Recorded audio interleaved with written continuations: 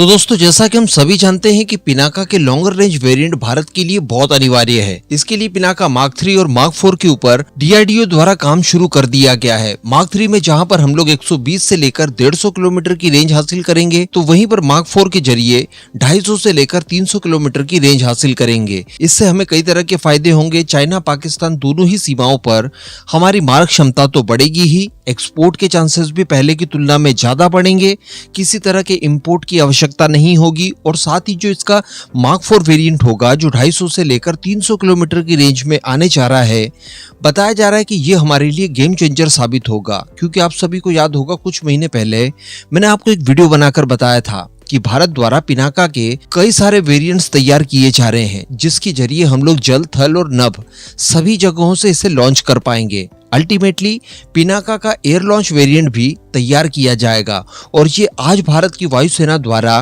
Cost effective तरीके के तौर पर रैम्पेज मिसाइल इजराइल की जो इस्तेमाल की जा रही है, उन्हें रिप्लेस कर देगा। अभी मैं आपको बता दूं कि इजराइल की जो रैम्पेज मिसाइल है, ये उनके रॉकेट सिस्टम की ही मिसाइल है, जिसका इस्तेमाल हम लोग हमारे Su-30 MKI और MiG-29K से करते हैं। ये आपको 250 से लेकर 300 किलोमीटर के आसपास की रेंज देते हैं, सुपरसोनिक स्पीड देते हैं। बंकर्स वगैरह या फिर इंफ्रास्ट्रक्चर वगैरह को डिस्ट्रॉय करने के लिए इसका इस्तेमाल किया जाता है।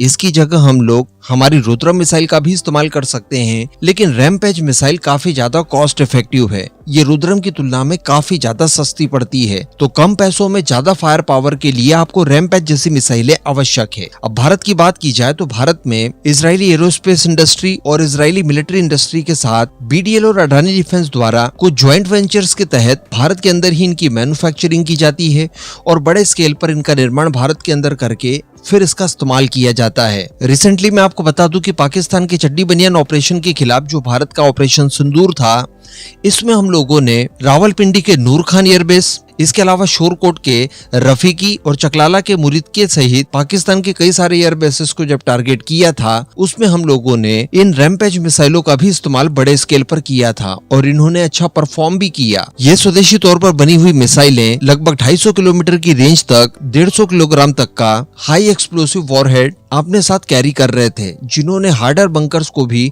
बड़ी आसानी से तोड़फोड़ करके हमारी स्ट्राइक्स को काफी ज्यादा इफेक्टिव बनाया। यही कारण है कि पिनाका के भी एयर लॉन्च वेरिएंट्स के ऊपर काफी तेजी से काम किया जा रहा है। और अब बताया जा रहा है कि पिनाका मार्क 4 का जो हवाई संस्करण होगा, ये एक बहुत ही ज्यादा अच्छा अल्टरनेटिव हो सकता है महंगी क्रूज मिसाइल्स और साथ ही जैसा मैंने आपको बताया रुद्रम मिसाइल्स की तुलना में। तो इसके ऊपर काफी तेजी से काम किया जा रहा है। ये रैम्पेज मिसाइल की तुलना में भी ज्यादा रेंज और फायर पावर हमें प्रदान करेगी। साथ ही थोड़े से परिवर्तनों के साथ भारत के द्वारा इस्तेमाल किए जाने वाले किसी भी लड़ाकू विमान में इनका इंटीग्रेशन भी संभव हो पाएगा। यानी Su-30 MKI हो, मिग हो, मिराज हो, तेजस वगैरह हो, सभी के अंदर इनका इंटीग्रेशन काफी आसानी कर दिया जाएगा। इसके अलावा ये भी गाइडेड वेरिएंट के साथ आएंगे, यानी जहां पर चाहेंगे वहीं पर पिन पॉइंट एक्यूरेसी के साथ ये मारक क्षमता प्रोवाइड कराएगी। और चूंकि रैम्पेज मिसाइलें भारत के अंदर बड़े स्केल पर तैयार की जा रही है, मैन्युफैक्चर की जा रही है, तो हमारे पिनाका मार्क 4 के एयर लॉन्च वेरिएंट के आने से पहले ही मैन्युफैक्चरिंग संबंधित सारा कुछ इकोसिस्टम भी हमें तैयार मिलेगा। तो इसके फाइनल टेस्ट एंड ट्रायल होने के बाद बहुत आसानी से हम लोग इसके मास प्रोडक्शन को अचीव भी कर पाएंगे। तो अल्टीमेटली एक ही वेपन के साथ हम लोग भारतीय वायुसेना और भारतीय थल सेना और इवन भारत की नौसेना भी, इन तीनों ही फोर्सेस की रिक्वायरमेंट को फुलफिल कर पाएंगे और कम से कम लागत पर ज्यादा से ज्यादा फायर पावर को बढ़ाने में इससे काफी आसानी होगी। इस पूरे मुद्दे पर अब आपका क्या मानना है, नीचे कमेंट करके जरूर बताइएगा।